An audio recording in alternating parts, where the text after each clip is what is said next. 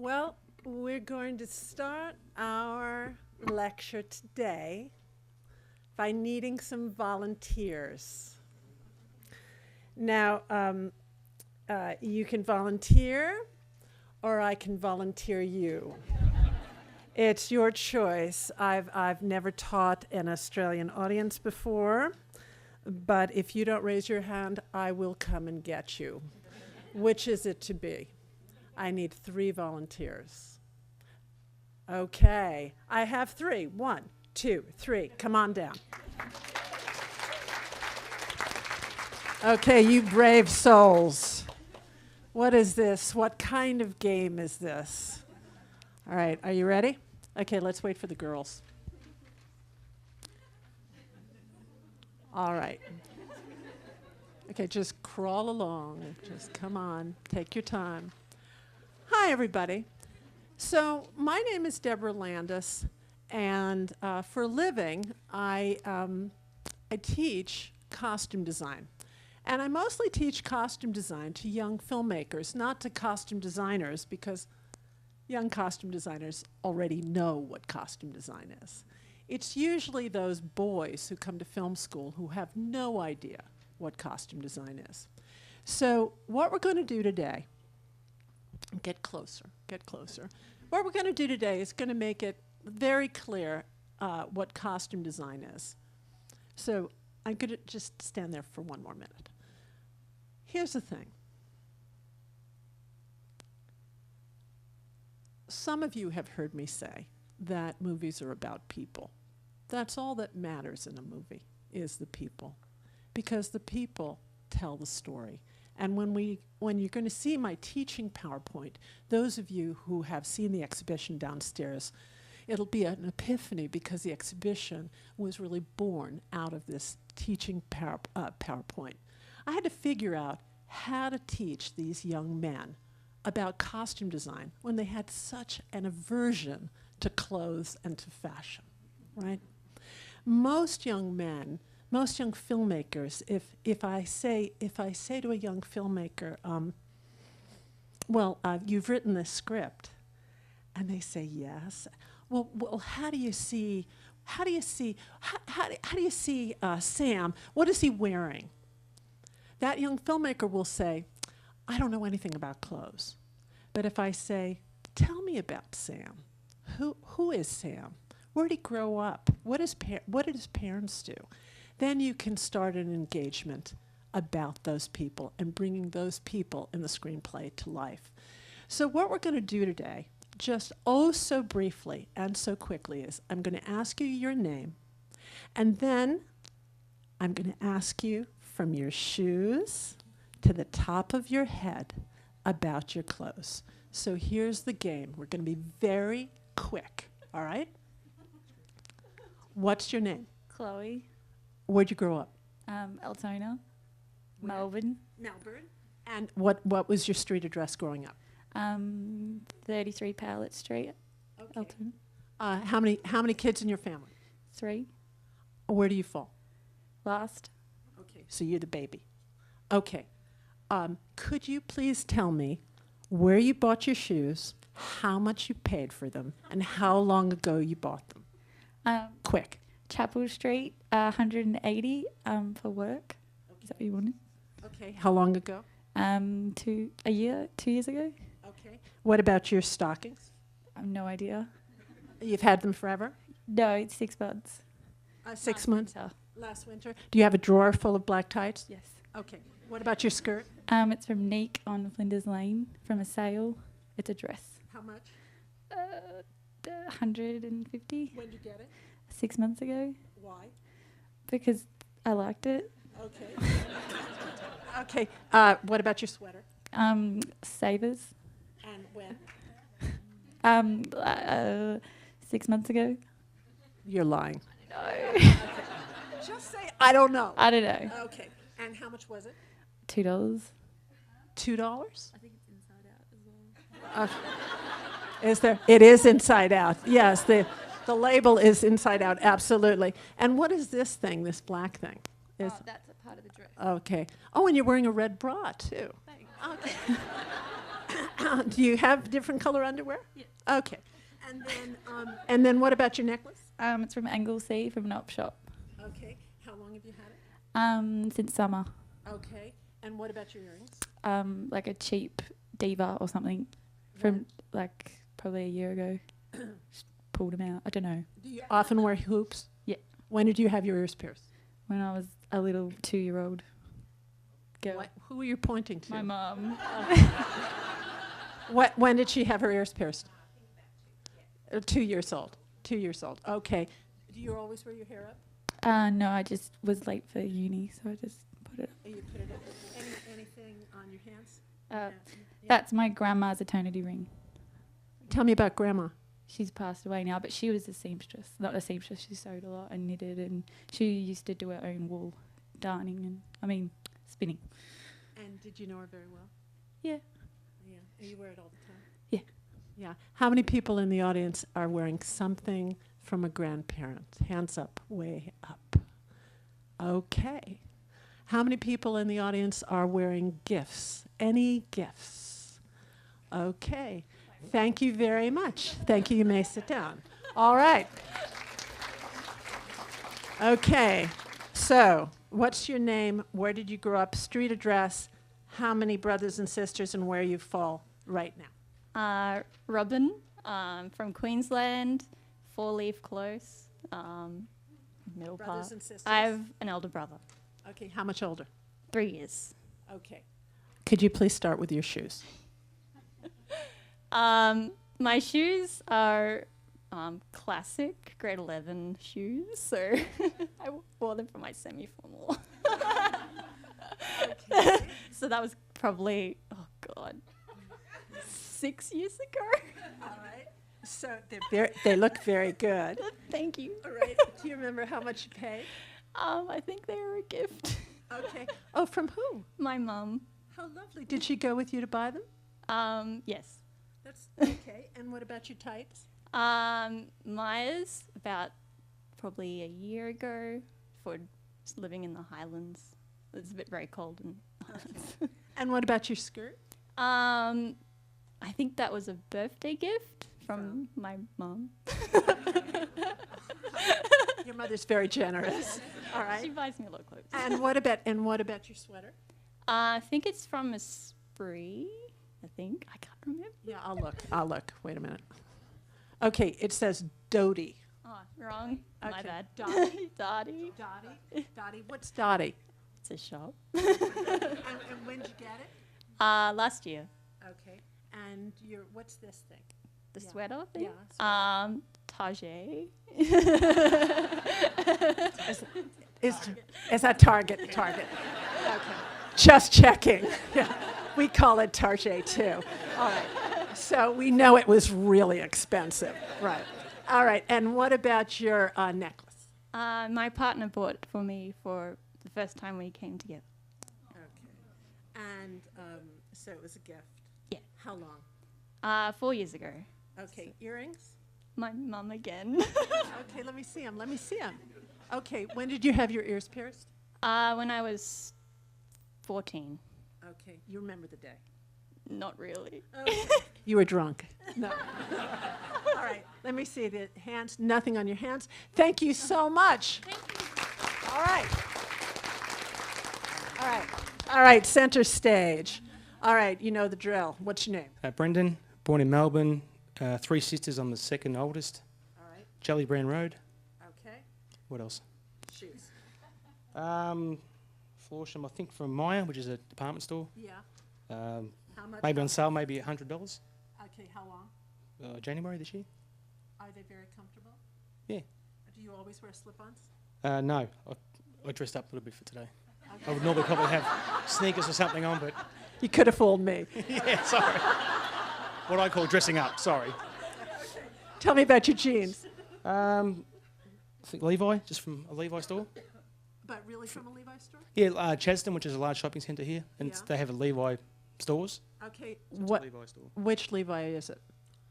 Levi, I don't know. No, let's see. Let's see. Wait a minute. Hold on. Turn around. Okay.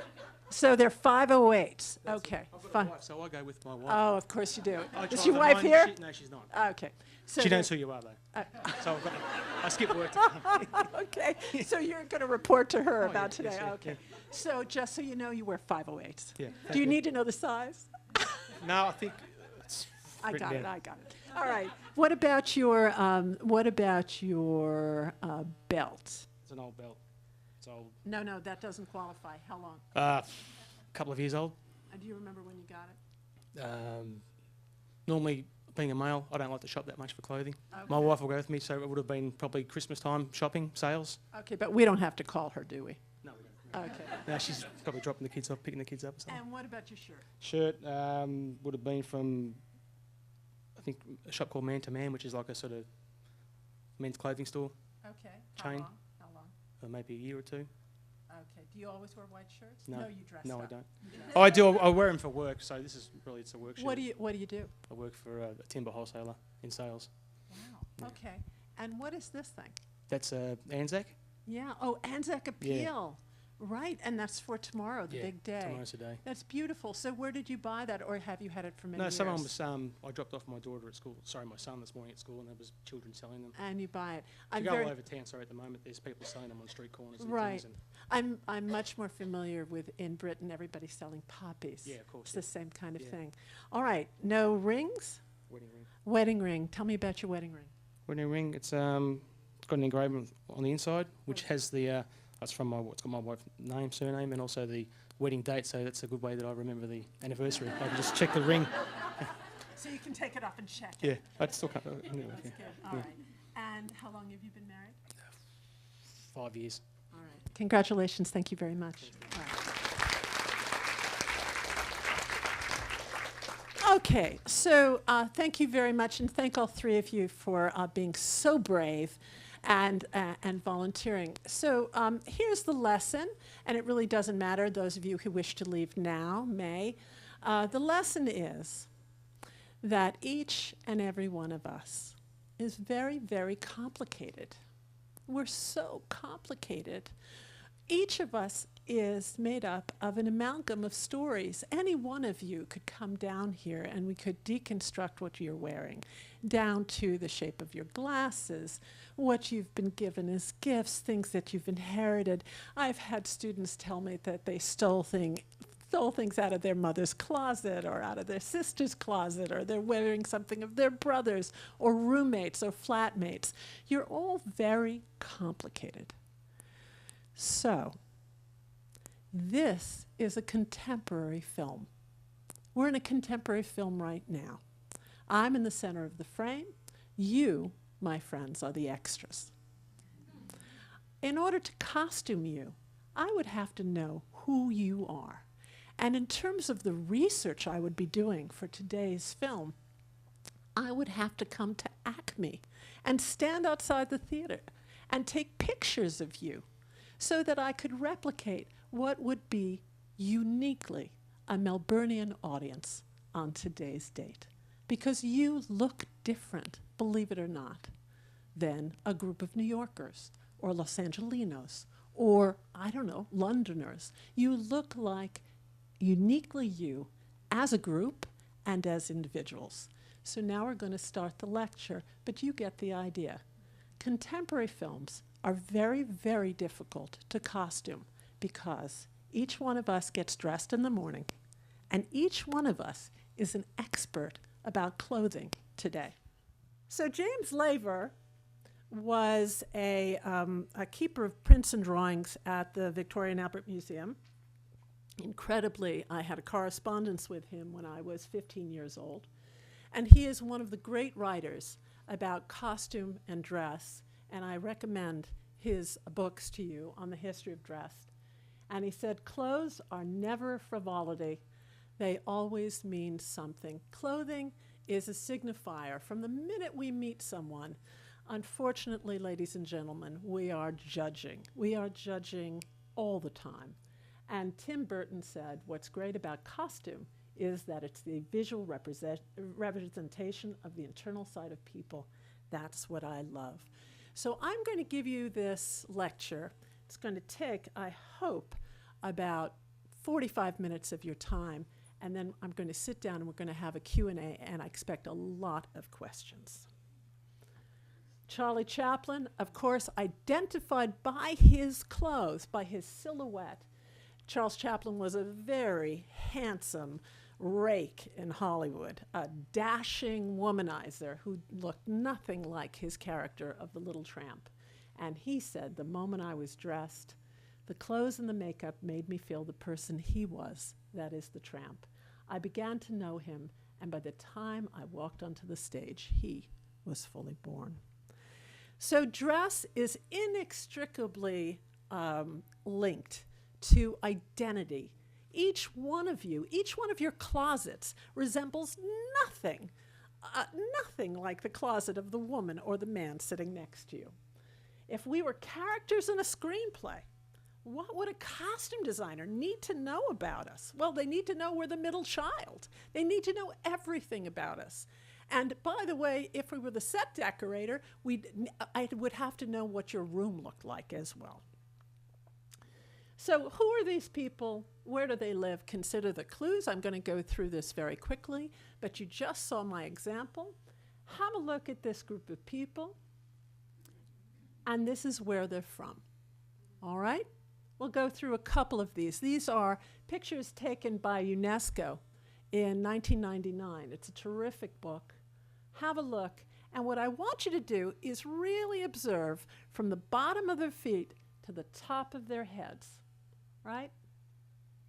And when I do this in class, I really use the entire book, and I look all the way around the world at people. Because people are separated by economic difference, by societal differences. Have a look at everybody. Everybody really doesn't look the same. Take a look at this group.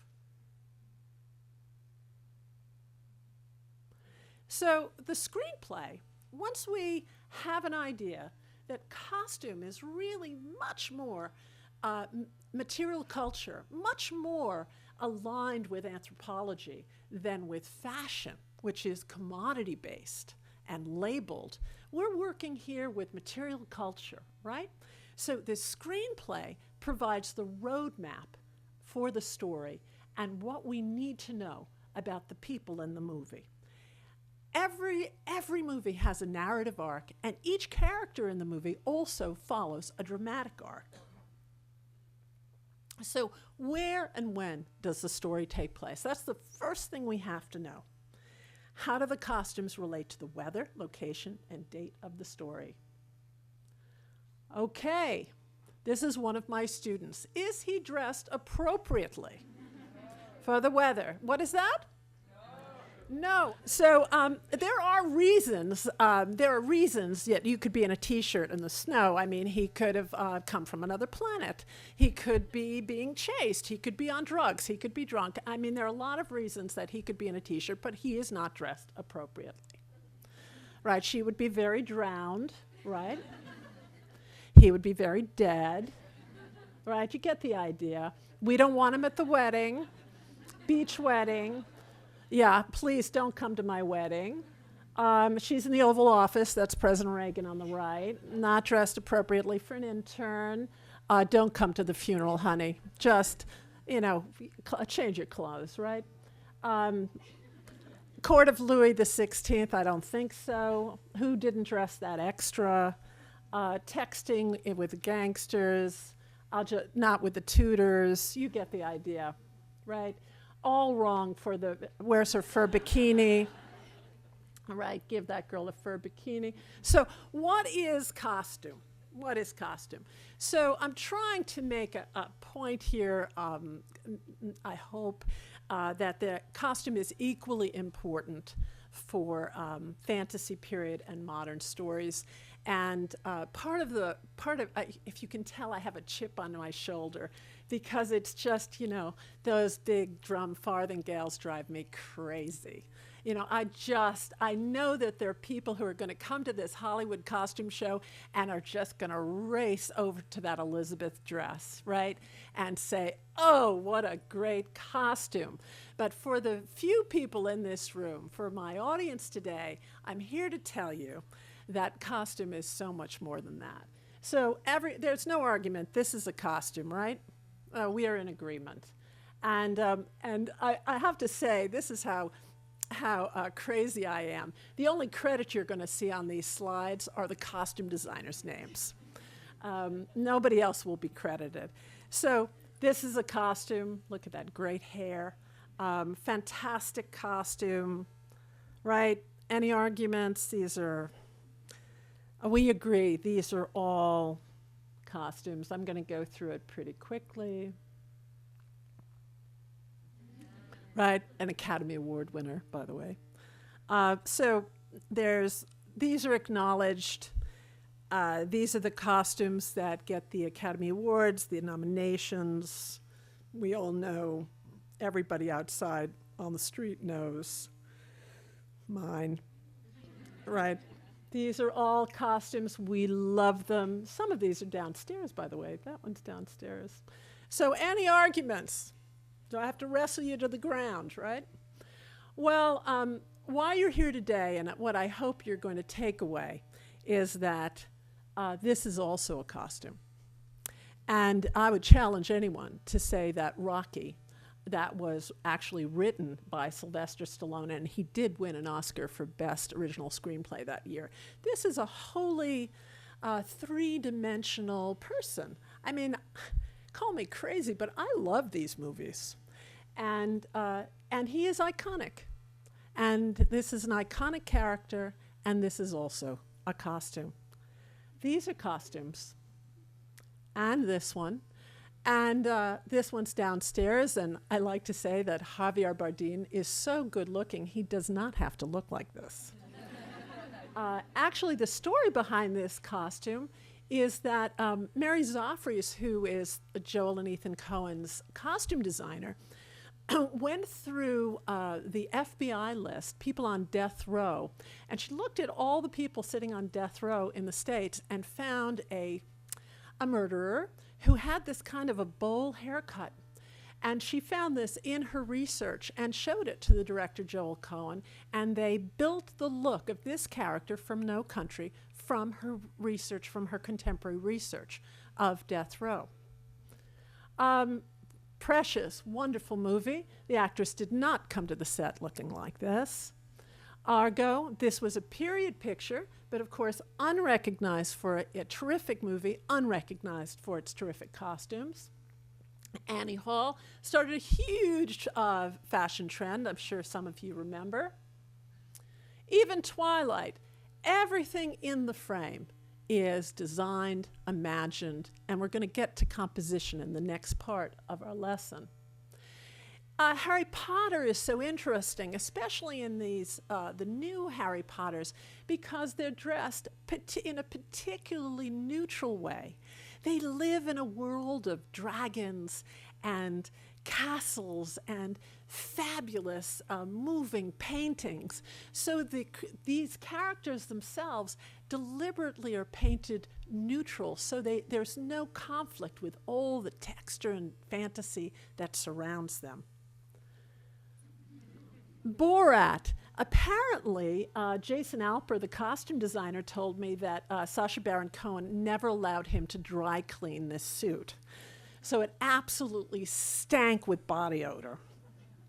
And when Sacha tried to interview people, people jumped back from the smell. So Silver Linings Playbook, I don't know if you saw this, but fantastic costumes by Mark Bridges. This has become iconic as well, but also a modern picture. I think you get the idea. These are modern classics. I designed this, by the way. You can still buy this sweatshirt to my...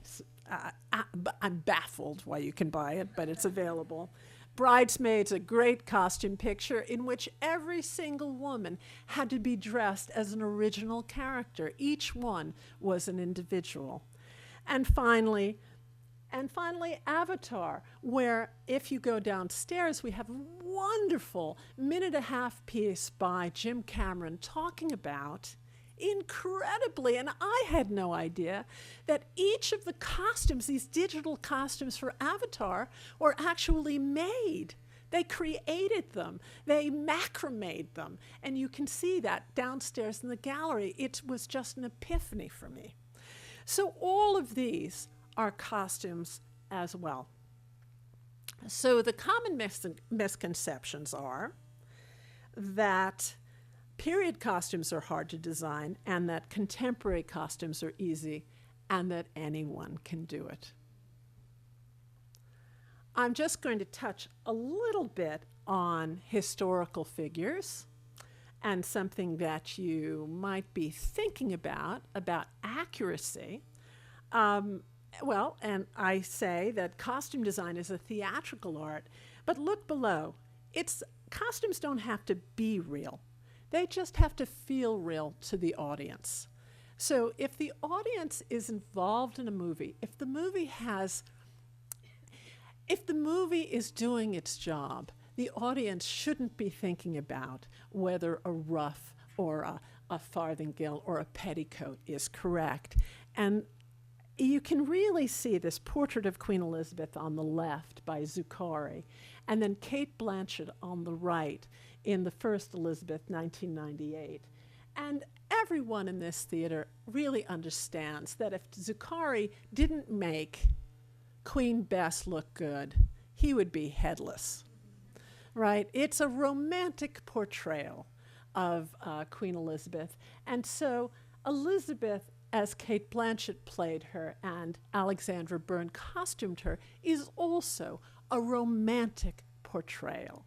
The same thing is true here with, here's Sofia Coppola's Marie Antoinette, designed by Milena Canonero. She won an Oscar for it.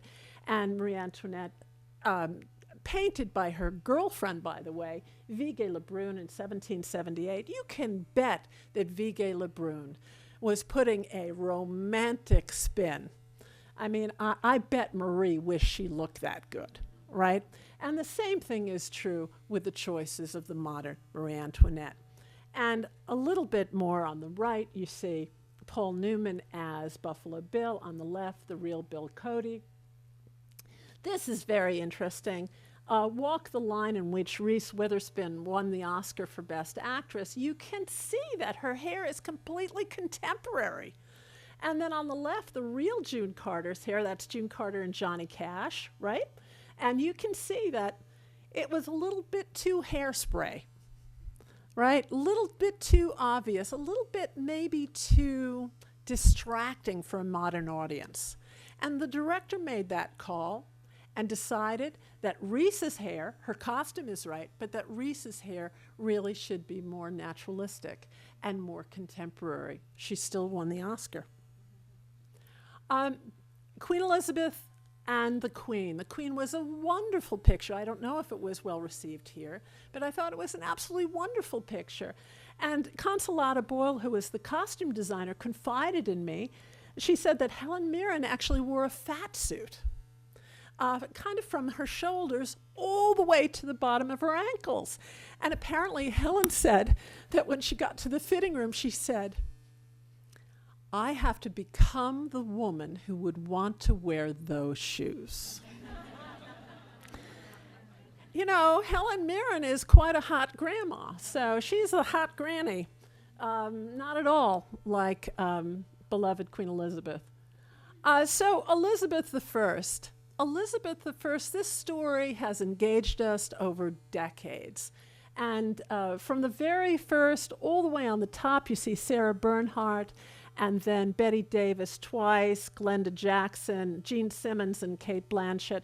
You can see how this character keeps reappearing in popular culture, Virgin Queen, and will continue to.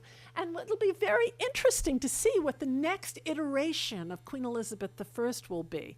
This incredibly strong woman, because it's a woman's story, and we'll keep telling it.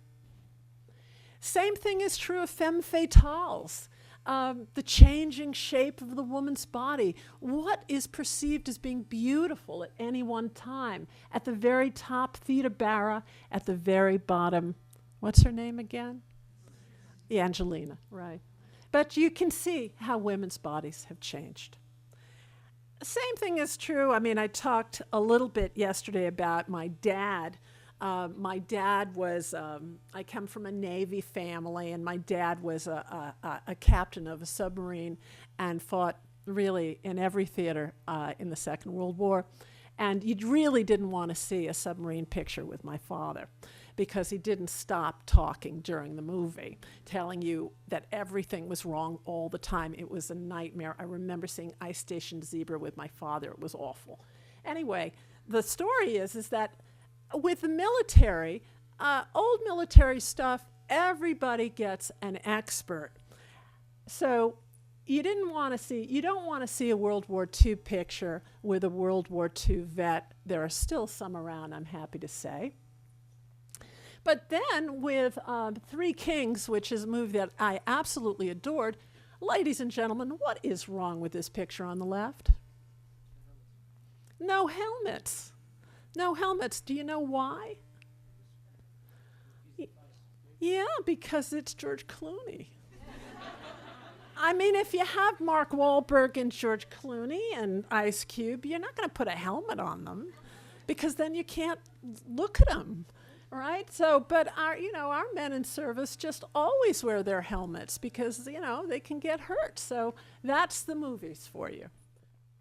So the primary function of costume design is storytelling. We telegraph social status, economic status, geographic location, time period, instantly if it's a period movie. Occupation, I love the wrestler, so I try to use the wrestler all the time. It's ridiculous. Weather, ethnicity, slumdog, and genre. And I'm going to take you through a little bit. I hope you're all going to get the A. I'm going to talk a little bit about composition before going to our Q&A. So 5 more minutes. So one of my favorite filmmakers is Sidney Lumet. And he said, good style to me is unseen style. It is a style that is felt. You know that costumes, editing, cinematography, and production design are all meant to disappear. You're not meant to notice anything. The worst thing you can say to a costume designer is, the costumes were great, movie not so much. We'd much rather you said to us, we loved your movie. Love the movie. Love the movie. What did you think of the costumes? I'm really sorry. I didn't notice the costumes. Were there costumes in that movie? No. But I'm going to take my mother back this weekend and I'll look at the costumes. You have to love the movie. The movie comes first. So production design and art direction define the where. Where is the action taking place? Where are we? We're in Oz. We are in Oz. We're in Oz, designed by art director Cecil Gibbons. But whose story is it? Costume design defines the who. Who are these people? People are always going to be in the center of the frame. This is a movie you may or may not have seen. It's a police station. This is production design, designed by Christy Zia. These are the people in the middle of the movie. Anybody know? You're so right. Juno, good for you. Designed by Steve Salkind. And here are the people. We're totally focused on these people. Okay, where are we? Raiders of the Lost Ark. Who are you? Yeah. Raiders of the Lost Ark. Norman Reynolds won an Oscar for that. I don't know, those are all those people. I dress those people and him too, right? And then color plays a part too. So the choice of color influences the audience's feelings about each character, and palette is the key to film design and cinematic storytelling. But it has to be invisibly integrated. So here's Dorothy as we know her. But does anybody know what the color of the shoes were in the original book? They were silver. All right, so for the purposes of this keynote, I changed the color. And in point of fact, if Adrienne, the costume designer, had chosen to put her in a yellow dress and gold shoes, we would have lost her on the yellow brick road. If the designer of this film, which was Sandy Powell, had decided to pump them up like Wall Street, they wouldn't have been really looking like cops anymore. If the costume designer hadn't gone on the location scout and sort of had dressed him like that, maybe the director would have said, gee, I don't see him so well. Could you please change his shorts, right? I'll show you the difference. Oh, and that's me again. And what if I had decided, and I said to Stephen, you know, I see him in a denim shirt. Could have been, could have happened, right? It was me, 1 degree of separation.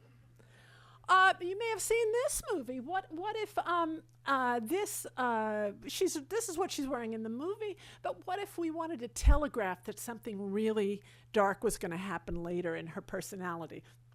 She's in virginal pink here. What if we did this? Different mood, right? This was Inception. Marion Cotillard in the middle of the movie, looking very neutral. What if it was kind of like that? Really changes the feel. Could have happened. Or like this, where you're looking at this guy on the right? What a mistake. This is The Fighter with Mark Bridges. I had no idea that this is actually how it looked. But look at that group with Amy Adams on the right. They all match. It's incredible. Never noticed it in the movie. I was too involved in the story. Well, what if it looked like this? Then your eyes would have been drawn on the left. And what if everybody was in yellow? It just becomes kind of like a mush. And if you can't see the actor, you can't hear him. And this is a frame from Garden State, right? So just a little bit more. What if she matched the color of her background? She disappears. What if, do you see that guy in the middle? That's Tom Cruise. So he was paid $20 million to be in this movie. So this guy wasn't paid $20 million.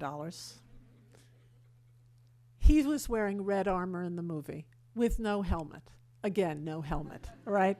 That's because nobody can wonder where Tom Cruise is or if he survives this battle. They put him in red armor, no helmet, so the audience could see him. In terms of composition, have a look at this. Now they're in a really bad motel. You tend to look at the background. Everything in the frame is designed. Take Inception again. I lit up the back. Too distracting. You really want to look at Marion Cotillard right in the center of the frame. The actor will always be in the crosshairs of that frame. This is a beautifully designed movie with Leo right in the middle. It takes place in Central Africa. I made the background blue just to show you how fantastic the design is. It all matches, and now it doesn't. Again, this is The Social Network. The director is David Fincher. He absolutely is detail-driven, a complete obsessive-compulsive. That's the way we like them, right? This is point perspective. Designer is Jacqueline West. This is the actual frame of the film. Well, what I did was I pulled out the V by making it a wooden table, and suddenly you lose the dynamism in the frame. Probably the most interesting thing in terms of composition is this one. Again, Natalie Portman right in the center of the crosshairs of the frame. You see her down at the bar? This is the actual frame. If you've seen this film, the choreographer is up below. He's looking down at her from a great height. It's part of the drama of the scene, and there's a lot of tension in this scene. But what if, like many auditoriums, the seats look like this? It changes the frame. Suddenly, you're not quite aware of him being looking down at her, and the seats suddenly become a character in the movie.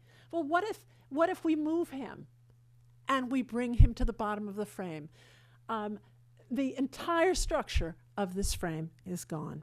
Again, this is Social Network, and you can see Mark Zuckerberg sitting right here on the left. But I went to a high school where the seats look like this. I did not go to a high school in a David Fincher movie, right?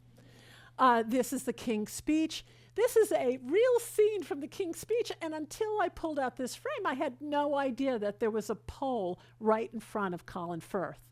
So, of course, I painted it, right? The last part of this lecture is about silhouette. So you've learned a little bit about character. You've learned a little bit about color, and this is a little bit about silhouette. So costume extends the human form. And Mark Twain said, clothes make the man. Naked people have little or no influence on society. So that's your lecture for today. And now we'll take some questions. Who's going to put their hand up first? Over here. Oh, that was fast. That was fast. We had warned Deborah that people might be a bit shy to start off with, but no. Okay. So at what point in a film do you get hired, and what point would you prefer to be hired? That's a good question. What do you do for a living? Animation motion capture. Did you see the pieces downstairs with Andy Serkis too? So, gosh, the real answer, I can tell you the. I'm sorry to think about this because I'm wondering whether I should tell you what I wish it should be, what I want it to be, and what the reality is. So the first person who's usually hired, other than the director, after the director, is the production designer. The reason is that the locations have to be secured for the movie. And that's how you build a schedule from locations. So that's okay. But if you could all do me a favor and look to that empty corner, that's what production designers do. It's the empty corner. Each and every one of you, that's what costume designers do. So you'd think that we would be hired really quickly after the production designer so that we could start talking to the director about all these individuals, these personalities in the movie and doing our research, regardless of the genre or time period. But the truth is that costume designers are usually hired when it's cast, after it's cast, because of course the producers believe, why hire a costume designer if there's no one to dress, right? If you don't have a body and a size to dress and fit, why am I hiring you? Because nobody's cast yet. But in point of fact, we have to have these conversations with the director and do our research and internalize these conversations prior to knowing whether we have Natalie Portman or Scarlett Johansson or Keira Knightley. It doesn't matter. We have to know who this new individual is going to be. Then finally, when it's cast, then we have something to say to the actor, but we can't come on late, right? So costume design is really much more of an intellectual pursuit, I think, than even an artistic one, because we have to have these conversations with the director first. So the answer is a long one, I know, but I say that costume designers are, generally speaking, hired too late. We need more time, like everybody else. We need more time. We could use months, and sometimes it's just weeks. Can I ask a question relating to that? Absolutely. About the relationship between the production designer and the costume designer. Yeah. And whether there's sometimes a space for that outside of the director. Is there a point at which, is it always the three in conversation, or? Yeah. Yeah. Yeah. Well,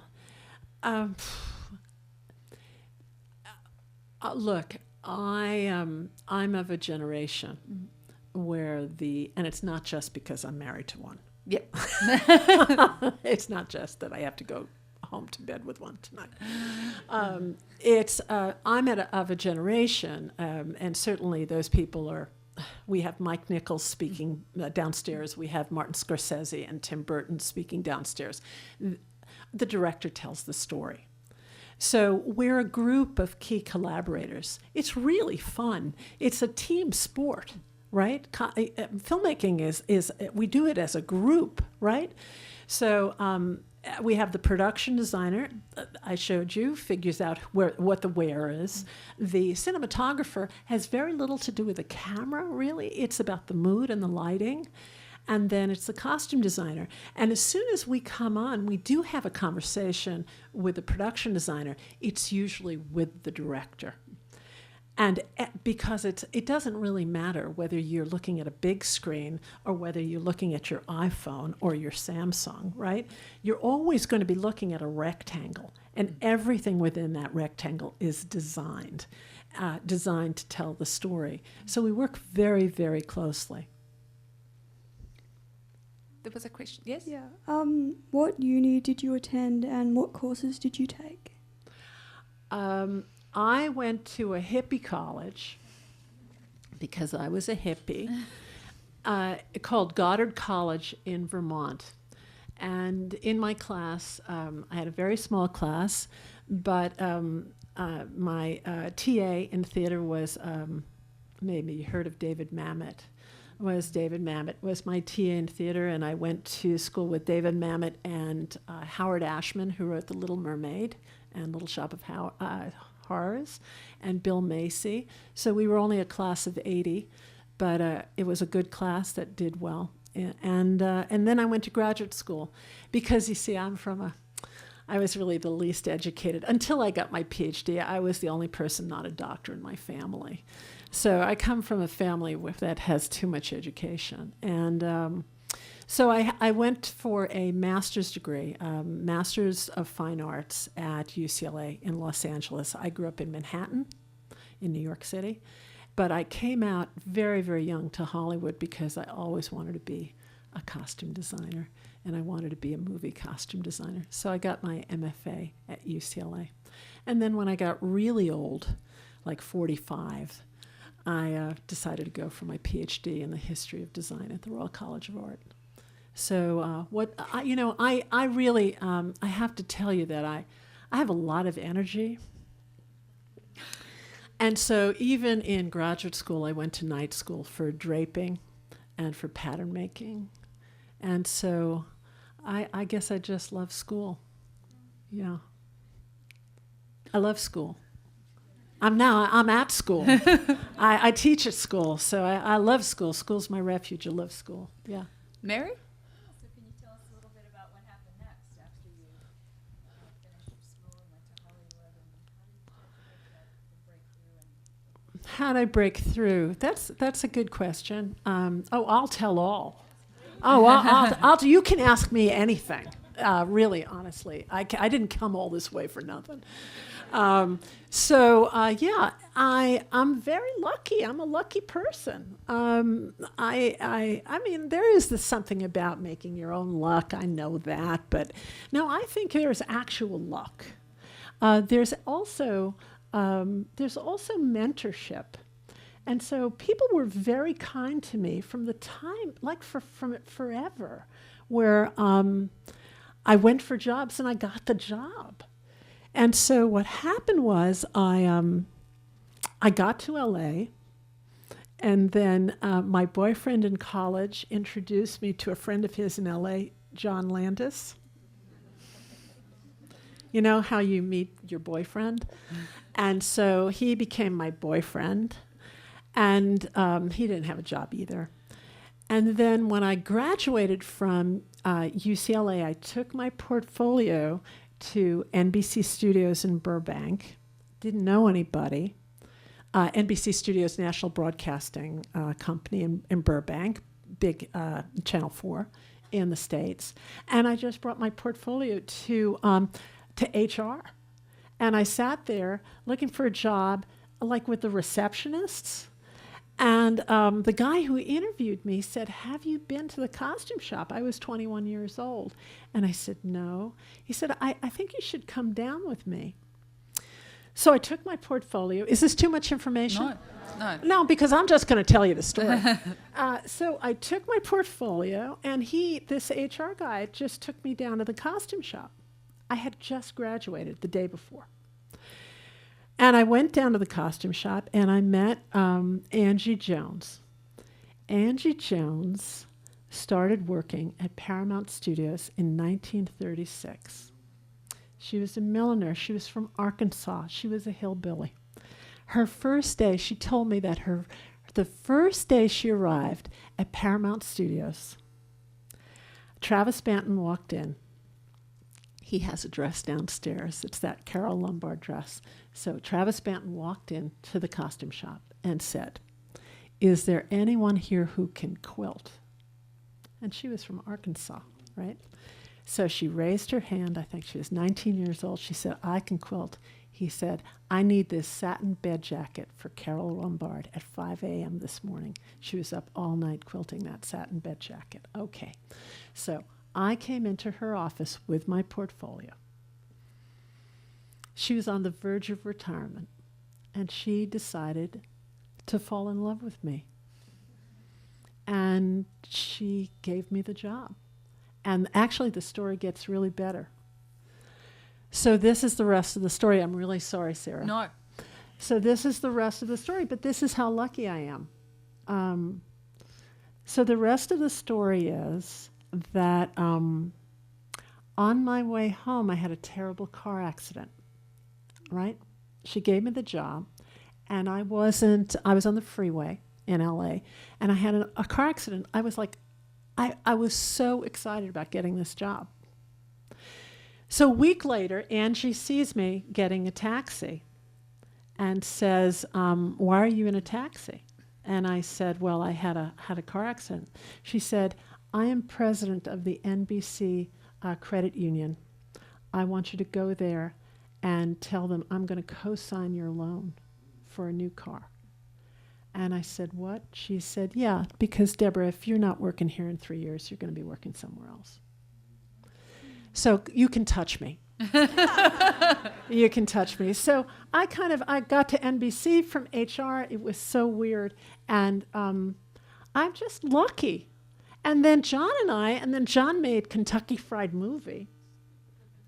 And I was working in costume stock at NBC. So Angie said, "Okay, well, your boyfriend John is going to direct a movie. Okay, go do that, and then come back and work in costume stock. And then, your boyfriend Job has this movie Animal House. Okay, so you go and you design Animal House, and then come back and work in costume stock." And I know this doesn't mean you don't listen to this, but then I was working for Bob Mackie. And he was designing the Carol Burnett show. He was designing Sonny and Cher. He was designing Flip Wilson. He was designing, I don't know, Tony, what was it? I can't remember. But there were just a million variety shows, Dean Martin and the Gold Diggers. And just this host of variety shows on NBC. And I was just assisting. And then we made Animal House. And then Steven Spielberg called me. And the rest is history. Okay, next question. Hello.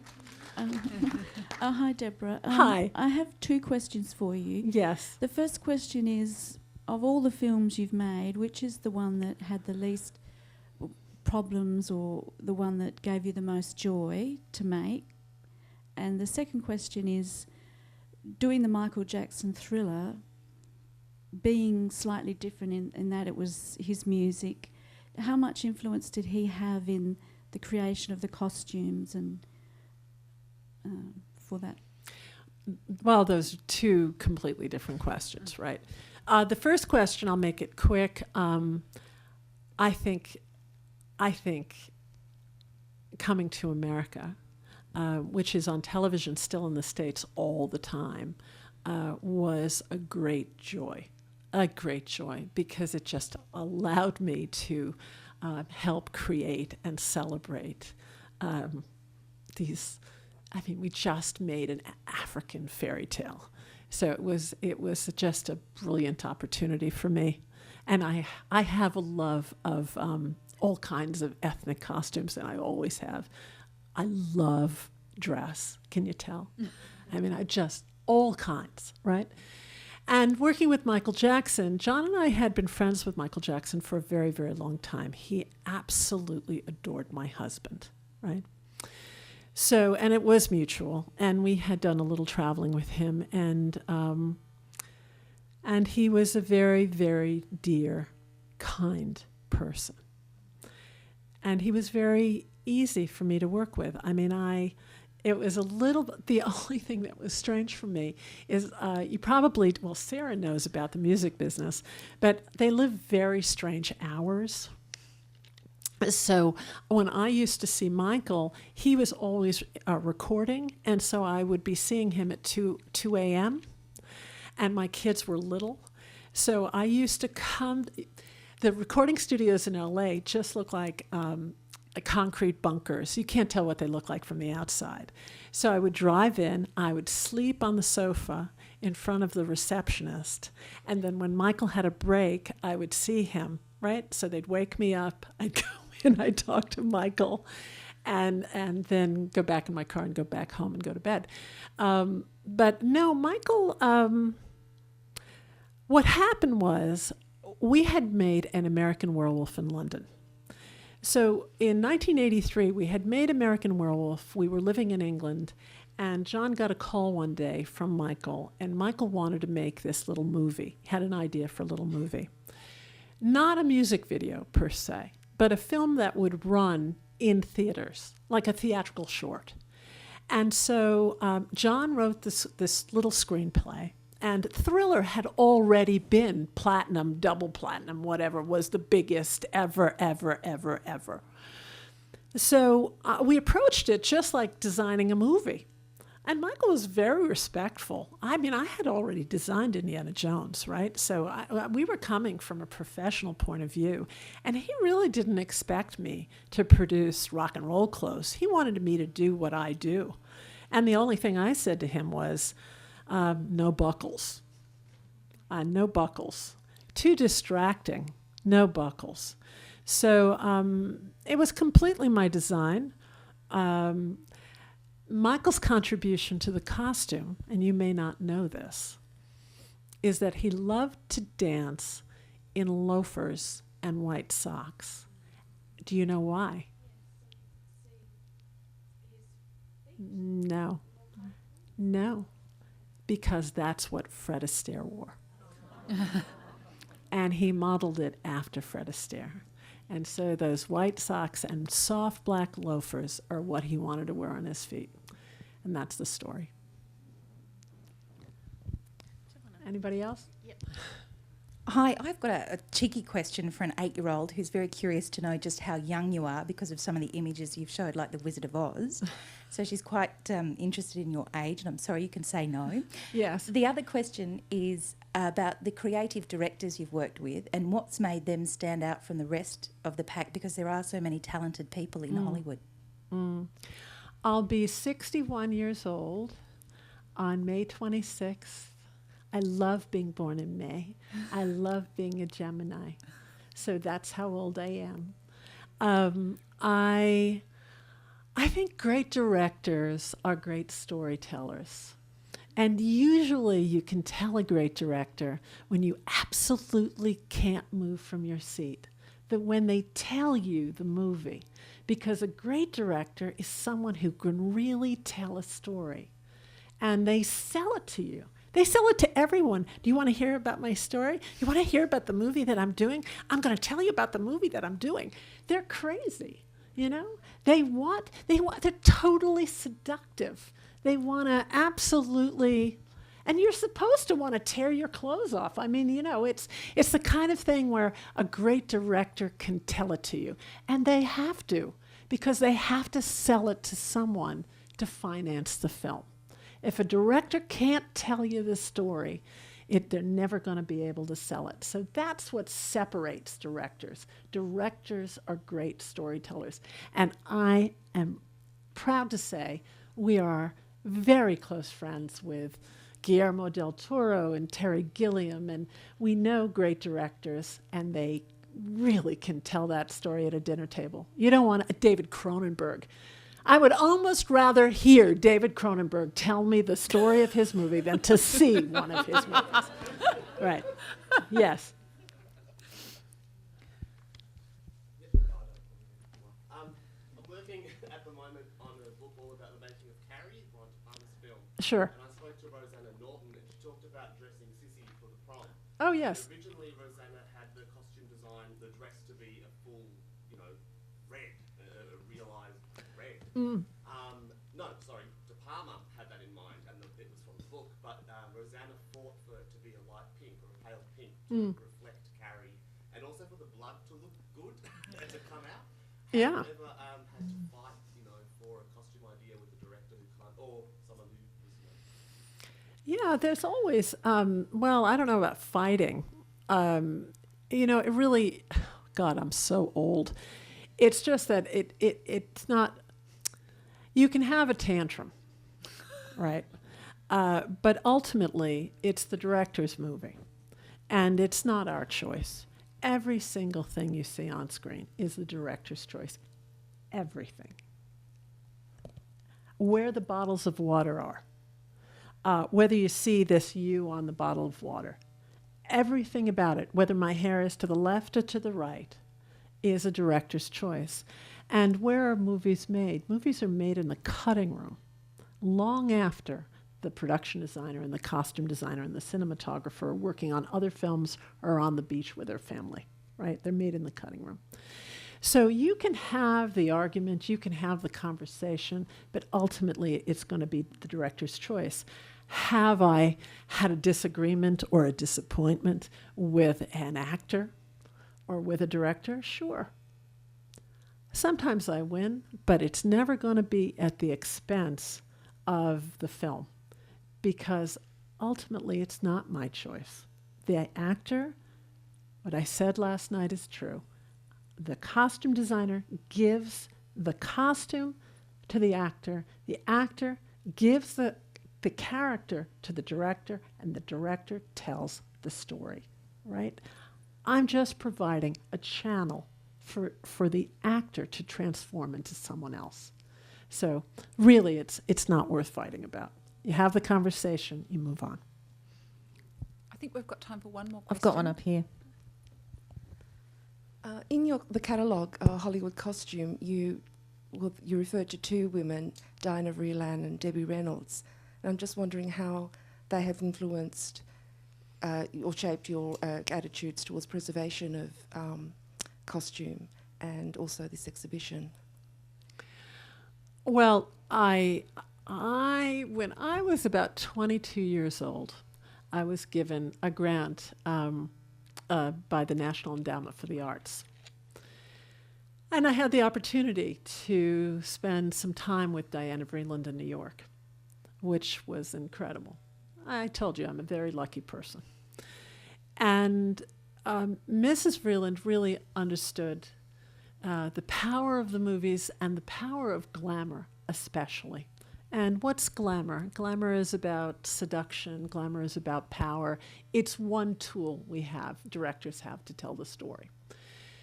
I did go to Mrs. Vreeland's show at the Metropolitan Museum of Art in 1974.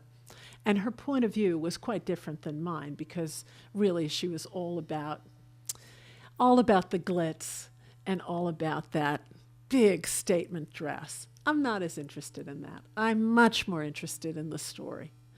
But she did lead the way, and she was definitely remarkable, right? In terms of Debbie Reynolds, we have a debt. All of us, each and every one of us has a debt to Debbie Reynolds, because Debbie cared deeply always about the preservation of our history and our Hollywood heritage. And it's more than Hollywood heritage, really, because we're talking about popular culture. And unfortunately, Debbie started collecting at the MGM auction in 1970 when clothes went on sale. She bought as many as she possibly could, and had them until June of 2011, when she had a $6 million lien against her. She was never able to to put together a Hollywood museum as she had hoped. So she had a forced sale and lost her collection. Now, it's okay because Debbie's okay, and she's 80 years old, and she's absolutely fantastic. And she loves this show, and she is so proud that so many of her costumes are now finally on exhibition and touring the globe. So we all have that debt to Debbie. I think she's a remarkable woman, and I'm sorry she lost her collection, but I'm very happy that finally the public is able to see it. Do we have time for one more? One more. We've got one more. Anybody? Yes. The one up the back. In the very Okay. back. She wrote a beautiful introduction to the Hollywood costume catalog. And I asked her to write an essay on collecting, and she did that as well. Hi. Yes. I'd like you to talk a bit about the line between character and caricature, particularly if you're doing, you get the temptation on something like a kid's film, like The Stupids. Do you know on the page if you've gone too far, if you've gone too broad, or is it only until you've made the costumes, you see the actor in it, how they move in it, that, yeah, maybe you've gone too far? You know, I think that what you can say is costumes just need to be appropriate for every genre. So, look, I've designed a lot of comedies. I don't know. You think the Three Amigos? Do you think I went too far? I don't know. How far can you go? Not. Definitely not. How far can you go with those amigos? So, I mean, I looked at Chevy and Steve and Marty, and they came out of their trailers, and I thought, have I gone too far? So I don't know. I think I like to say that, I hope I didn't sabotage the comedy. I think I help. I love to design comedy, and I think that I don't know. I hope I haven't gone too far. Hey, and listen, it's also not my decision, because I just show it to the director. Have I gone too far? Yeah, have I gone too far? And yeah, you've gone too far. Maybe we can lose that sombrero. So, anyway, thank you very much for coming.